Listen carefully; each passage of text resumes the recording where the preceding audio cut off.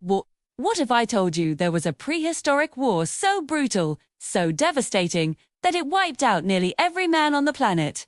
A conflict that left only one man alive for every 17 women. This isn't a sci-fi movie plot. It's a real, forgotten chapter of our human story, a mystery hidden deep within our DNA. And today, we're going to uncover it. Imagine the world 7,000 years ago. The Ice Age is a distant memory. Humanity is on the brink of a revolution. Our ancestors are transitioning from nomadic hunter-gatherer tribes into settled agricultural societies. They're building the first villages, domesticating animals, and planting crops. This is the Neolithic era, a time of incredible innovation. But with this progress came a dark side. A conflict erupted on a scale we can barely comprehend. So, how do we know this even happened? The evidence isn't written in stone tablets or ancient scrolls. It's written in you, in me, in the genetic code of every man alive today. For years, scientists studying human genetics noticed something truly bizarre. When they looked at the Y chromosome, the piece of DNA passed down exclusively from father to son, they found a shocking lack of diversity around 7,000 years ago. It was like someone had hit a reset button on the male population. This phenomenon is called the Neolithic Y chromosome bottleneck. Think of it like this. If you have a huge diverse population, you expect to see lots of different Y chromosome lineages, like a giant, branching family tree. But around 5000 BC, that tree was suddenly and violently pruned. The vast majority of its branches were lopped off. The genetic diversity of men plummeted so drastically that it looked like the male population had crashed, shrinking to as little as 1/20th of its original size. That means for every one man who passed on his genes, 19 others didn't. They vanished from the genetic record forever. Now, what's really strange is that this didn't happen to women.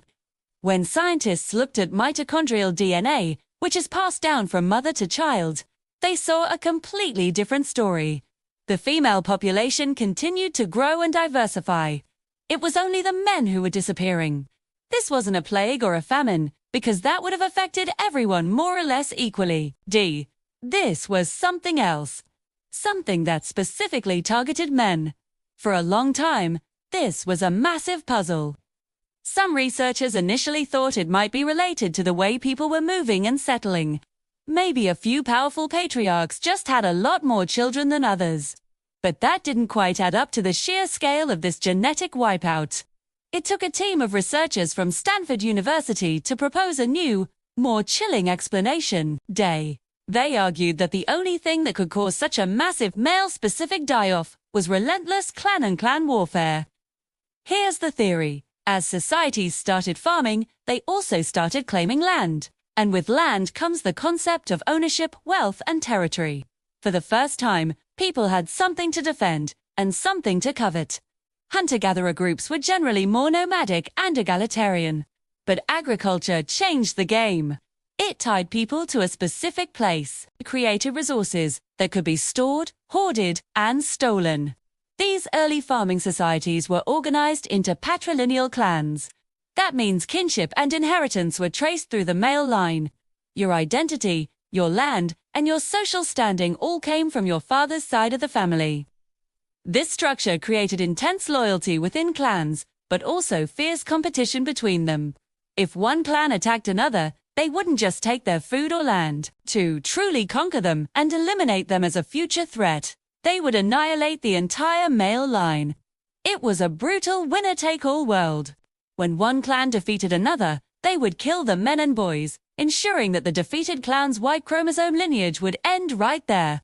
The victorious warriors would then absorb the women and children of the conquered group. This explains the genetic data perfectly. Male lineages were constantly being extinguished in these conflicts, while female lineages survived and were incorporated into the winning group.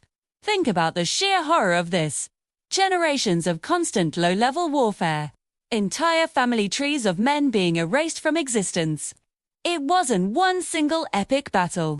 It was likely a grinding, centuries-long series of raids, ambushes, and massacres happening across Europe, the Middle East, and Asia. A war, not for ideology or religion, but for the most basic resources: land, food, and the very survival of your lineage. This wasn't just random violence, it was a systematic strategy. By eliminating the men of a rival group, a clan could expand its territory, seize its resources, and increase its own strength. The women, valuable for both labor and reproduction, would be taken as spoils of war. This brutal calculus drove a demographic catastrophe for men.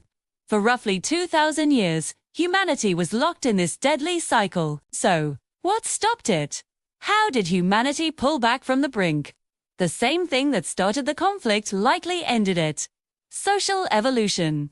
Over time, these small warring clans began to realize that endless conflict was unsustainable. They started to form larger, more complex societies.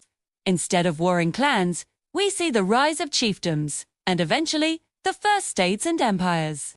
With these larger political structures came new ways of resolving conflicts. They developed laws, diplomacy, and larger state-controlled armies. The fighting didn't stop. Of course, history is proof of that, but the nature of it changed. The systematic clan-level annihilation that characterized the Neolithic bottleneck began to fade. Instead of wiping out every male in a rival village, new rulers were more interested in taxing them or conscripting them into their armies. Power became more centralized, moving away from the chaotic and decentralized clan warfare. Around 3000 BC, the genetic data shows a rebound. Male genetic diversity starts to recover. New Y chromosome lineages begin to appear and flourish. The bottleneck was over. It's a testament to our species' ability to adapt and change our social structures to overcome self-destructive behavior. We literally had to evolve socially to survive. The legacy of this forgotten war is profound. It fundamentally reshaped the human gene pool. The Y chromosomes of most men alive today trace back to the handful of lineages that survived this brutal period. We are all, in a sense, descendants of the winners. But it also serves as a haunting reminder of how close we came to a genetic cliff. It shows how social structures and competition for resources can have dramatic and nearly fatal consequences for our species. This isn't just ancient history.